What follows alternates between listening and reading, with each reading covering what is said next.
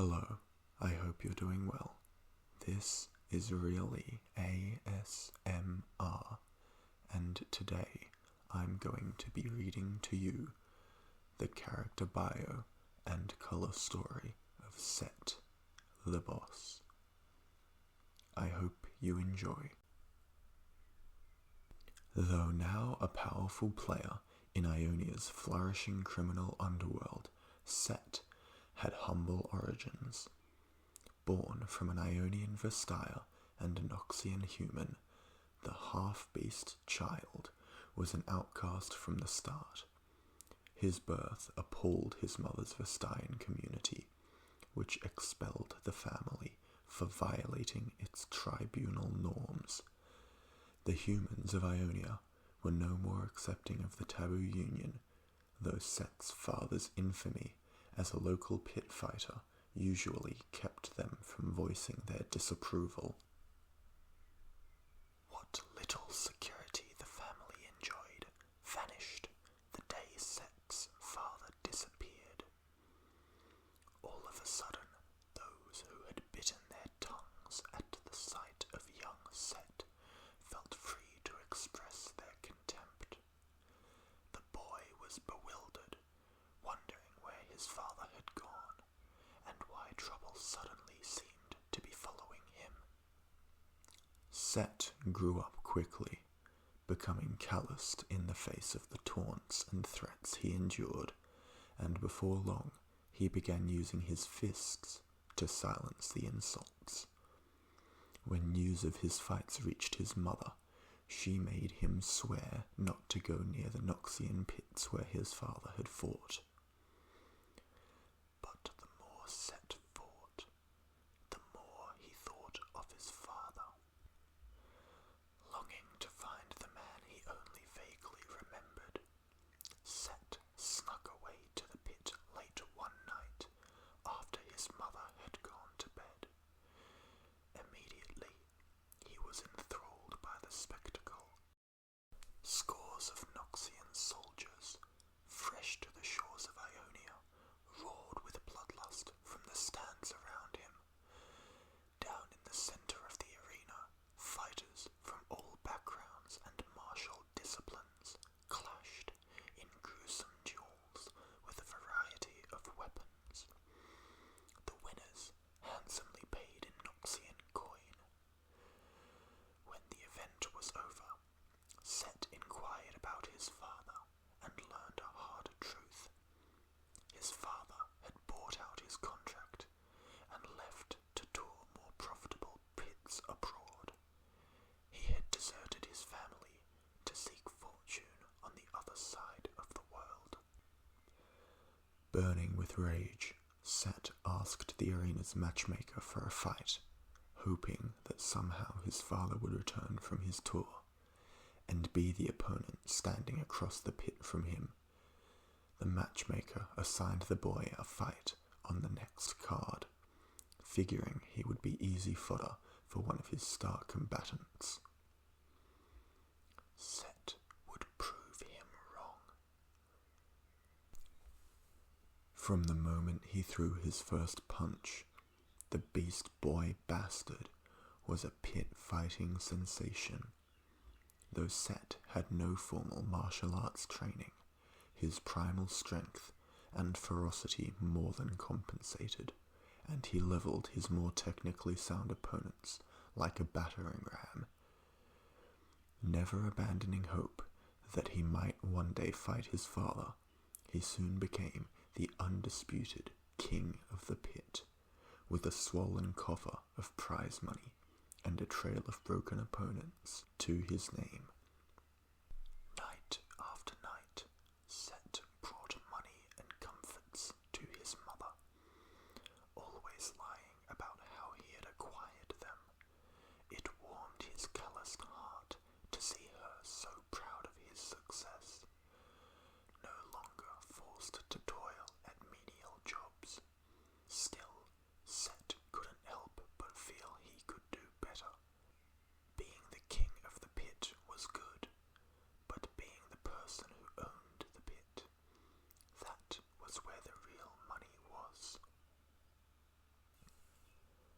Late one night, after defending his title in front of a record-breaking crowd, Sett presented his new demands to the Noxian matchmaker and his cronies. He suggested they grant him control of the arena and its revenue. When they refused, Sett barred the doors. Minutes later, the doors reopened, and the Noxians emerged, badly maimed, with a message on their bloodied lips. The half-beast was the new boss.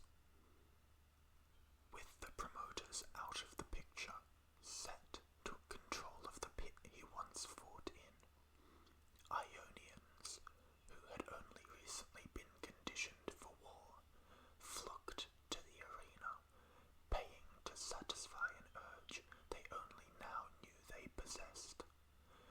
Sett took full advantage of their newfound bloodlust, accumulating wealth and power beyond his wildest boyhood dreams, as he transformed the pit into the hub of an underground empire of gambling and vice. The half-beast who reigned supreme in the pit now runs his illicit enterprises with the same iron fist. Any time someone challenges his authority, he personally reminds them where they stand. Every punch Sett throws is a blow to his old life of poverty and ostracism, and he intends to make sure that old life stays down. That was Sett's character biography. I'm now going to read to you Sett's color story, titled Big Head, Bad News by John O'Brien. I hope you enjoy. Who's watching the till? I ask. Sharp, the stick of a man taking weapons at the door, looks at me with bug eyes, scared he's done something wrong. Rio's on the till tonight, he says. Get 2 more on it, I tell him.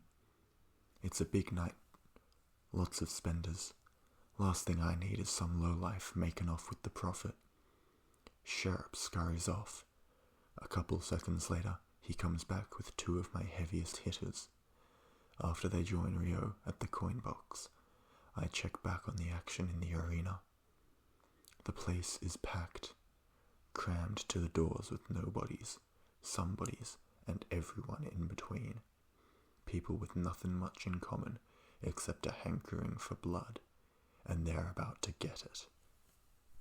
My star combatant, Pran the Flayer, has just finished his long, sauntering entrance. His chiseled body is painted entirely green, and he wears a small buckler on his left forearm. His infamous whip sword, painted to look like a viper, remains coiled on his belt as he enters the pit to face his opponent. The challenger, some Shuriman guy. Is it Pharrell? I'll learn his name if he wins. Stares a hole in him, his hands up by his shoulders, itching to grab the twin daggers sheathed on his back. He's come halfway around the world for this, and he'll be damned if some local golden boy is going to show him up. With a wave of the pit officer's scarf, our show is on. The fighters circle each other in the center of the floor. Always the entertainer, Flayer draws the whip sword and snaps it all around his body. He's one of about 8 people in the world who can do this without cutting his own face off, and he loves to show it off. Insulted by the taunt, the Shuriman draws his daggers. He sprints across the pit, throwing himself into a whirl of blades, slicing the wind at unnatural angles. Flayer is surprised, but not off guard. He parries a dagger with his buckler, throwing the Shuriman off balance for a split second. It feels like an eternity.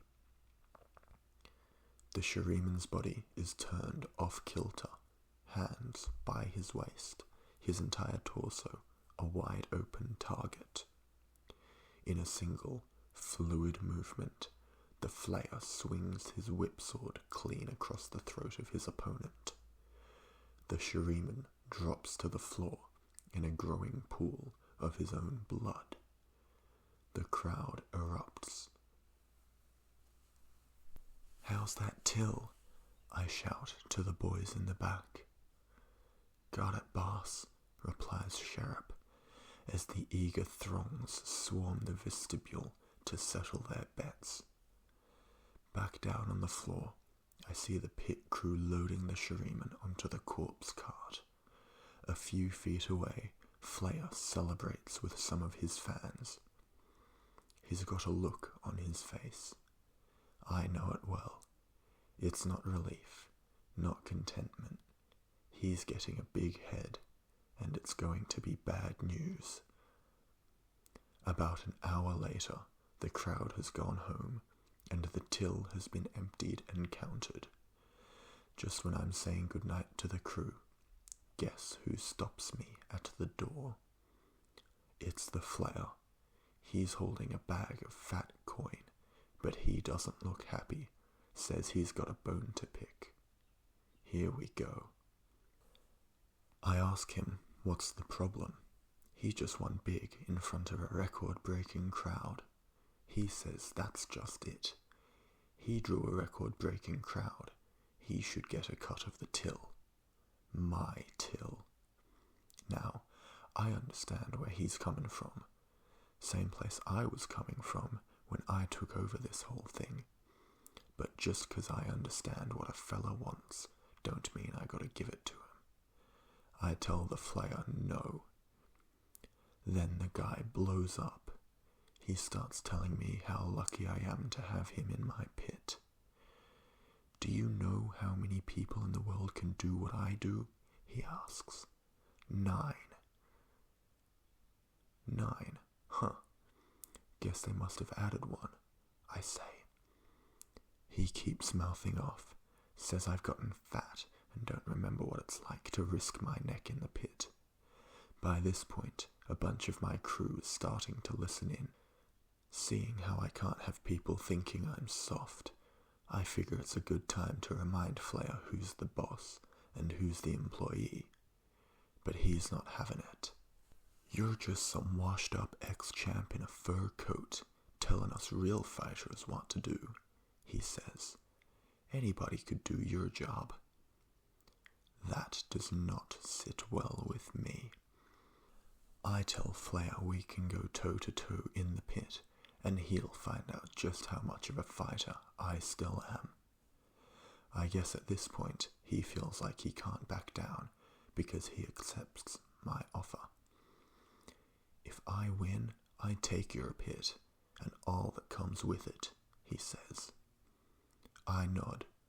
He waits like he's expecting me to add my own stipulations, as if he's got anything I'd want. All I ask is that we do it in front of a crowd. Let's get paid for it. Fight night comes, and there are so many people on hand they're spilling out the doors of the arena. I've got 5 of my heavies on the till tonight.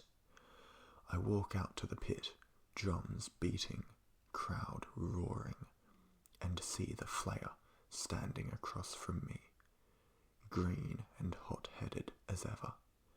My Vestayan sense of decency kicks in. I tell him all he's got to do is tell this arena full of people how wrong he was to disrespect me, and we can call off the fight.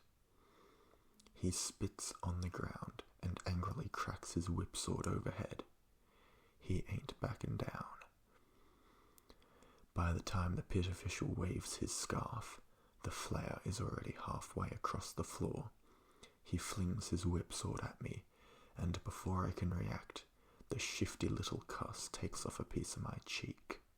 He snaps it a couple more times, coming dangerously close to my throat. Then, while I'm trying to deal with his weird, floppy blade, He nails me in the face with his buckler. I land flat on my back, seeing double. He draws his whipsword back. We're not even a minute into this, and already Flair is going for the kill. This ain't happening. His blade comes lashing at my neck once more, and this time I grab it with my bare hand. Flair's eyes bulge from his dumb green face. My blood gets pumping, my hair stands on end. I feel a little growl escape from the corner of my mouth. I barely feel the blade cutting into my palm or the blood running down my forearm as I stand and pull the Flair by his sword, yanking him into my other fist. I repeat the motion a few more times, my brass knuckle duster chewing his face to pulp. When I finally stop punching, he coughs out a tooth and tells me I'm making the biggest mistake of my life. "What are you doing? I'm your biggest draw," he says. "Flair, you're losing to a washed-up ex-champ. Who's going to pay to see you fight now?" With his last ounce of energy, he hooks a big mouthful of blood into my face, right there in front of the gods and everybody. I can't have an arena full of people thinking I'm not the boss, so I pick the guy up by the throat and slam him hard as I can, smashing his greedy fat head deep into the floor of the pit. He twitches for a second, then stops. The crowd eats it up. Late that night, I stop by Mama's house, like usual. She's in bed already, so I quietly leave a nice sack of coin on the dresser and give her a kiss on the forehead. She wakes and smiles at the sight of her boy standing there at her bedside. As I touch her cheek, she notices the bandage on my hand, where I grabbed the Flair's blade. "Oh, Sett, what happened?" she says, all concerned. "Nothing big, just cut myself building," I say. "What did you build today, son?" she asks. "An orphanage, for orphans, Ma," I say, as I give her one last kiss goodnight.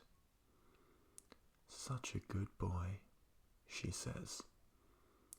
Her eyes tear up as she drifts off to sleep, like she's proud, knowing her son's making a respectable living.